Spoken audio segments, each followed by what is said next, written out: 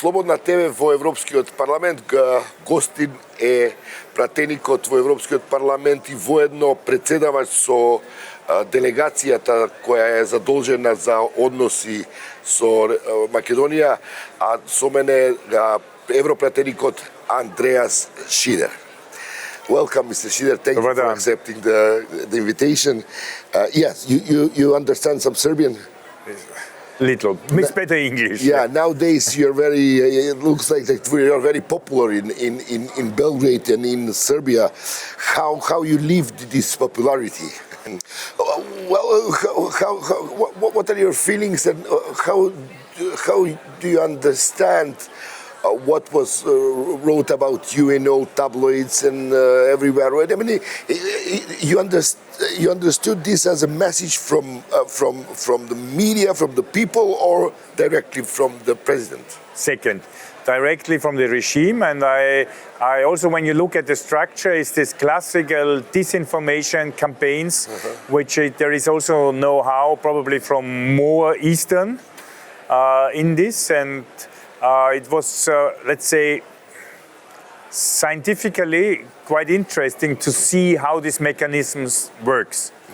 You have one press statement of the president or the prime minister, and then all the media outlet, internet, troll fabrics, and this kind of institutions or mechanisms start to work.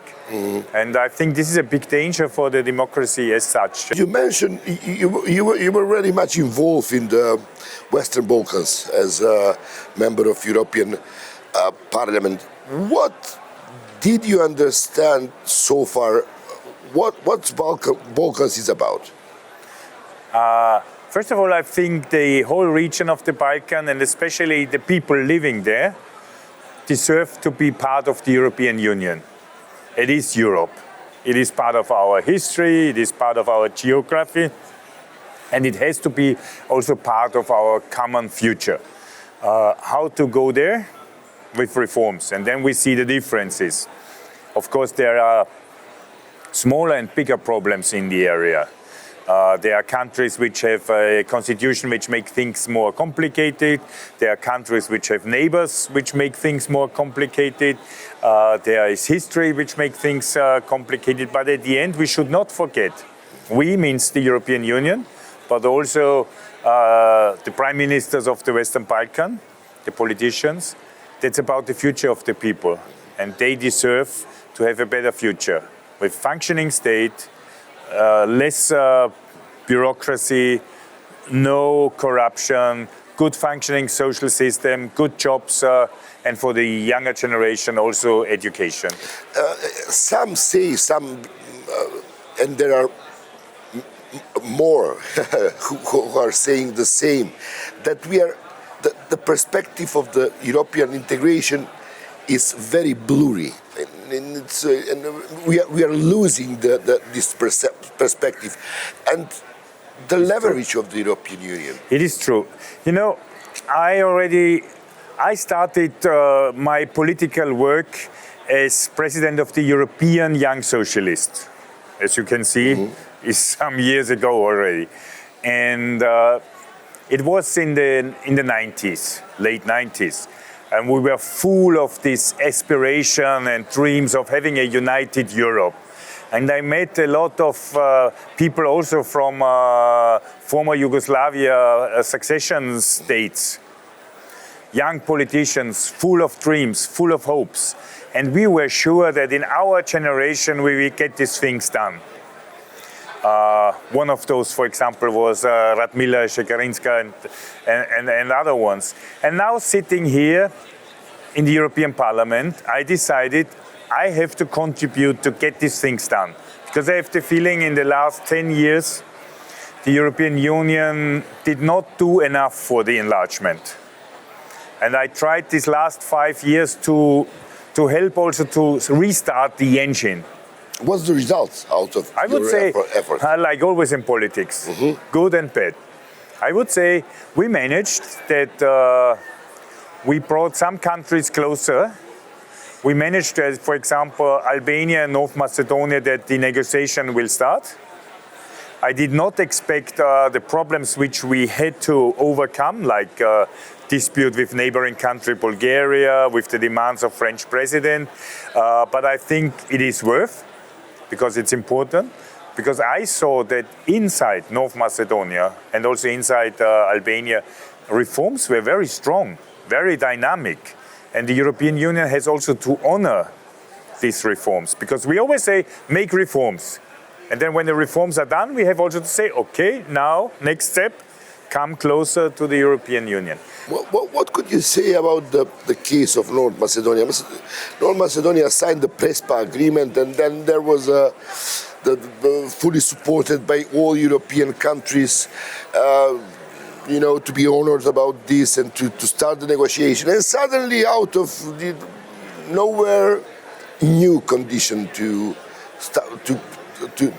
start the negotiations. I think the constitutional amendment. Yeah, I know. And now the opposition expects that they could get some changes within the negotiation framework. Is it possible to expect such a? I mean, there will be a new composition of the parliament, the new European Commission. Why not some other? I don't like this kind of politics campaign where you say, when I will be elected, I will change everything and I will travel to Brussels and tell them we have to change and so on.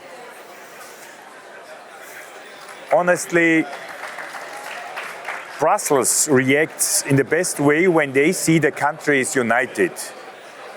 When they see opposition and government want the same for the future of the country as member of the European Union. I was a youngster when Austria joined the European Union, and it was important for Social Democrats and Conservatives, for trade unions and entrepreneurs to work together for the membership. And this is important. And I have to say, I've seen in the last years that the government and the president also were strongly working for this European project, undertaking a lot of reforms, not only easy reforms, but also, and this I also told to the people in the opposition, is saying, listen, you do not do these reforms for Europe. You do these reforms for the people in your country, to have a more transparent bureaucracy, less corruption, well-functioning state, modern education and better economic framework, which at the end will also help for more trade, more investments from abroad, for European and other international companies maybe to settle there and to open some factories. As a chair of the delegation for the relation with North Macedonia, I mean, you had many contacts with Macedonia's member of the parliament. What's your perception about the quality of the political dialogue within the parliament? I see two kinds of dialogue.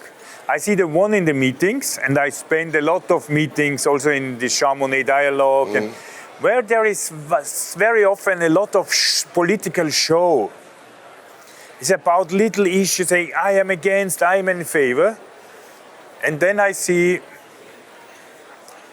coffee, cigarettes, people sitting together and having, or rakia in the evening, or good Macedonian wine. And everybody sitting together and, let's say, not being best friends, but suddenly finding a better way of discussion. And I think this spirit must be also seen, that there is differences, of course, that's democracy, but there is also a lot of in common and cooperation. Do you expect that the new parliament and the new commission will be able to fix the 2030 as a year when at least some of the Western Balkans countries could join the European Union? I was a little bit disappointed by the work of the Commission, especially the Enlargement Commissioner Vaheli, in my opinion, did not do the best job. He was not helpful. I think we need somebody better more power, more work on the Western Balkans, more presence in the area. And if we do this, I think we can keep this 2030.